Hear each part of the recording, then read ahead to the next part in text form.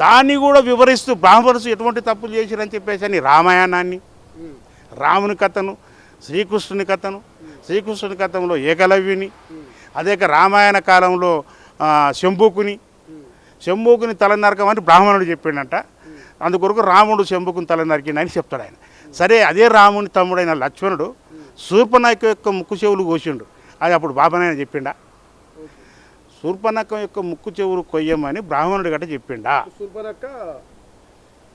రావణాసురుని చెల్లెలు కదా. ఇప్పుడు మన ద్రావిడియన్లో మన ఆరాధ్యుడు అంటాం కదా మనం. మన శూర్పణఖ అనే టైం మన అక్క కదా. మళ్ళీ ఆమె ముక్కు చెవులు లక్ష్మణుడు కోసిండు కదా. అది బాబానాయన చెప్పిండా?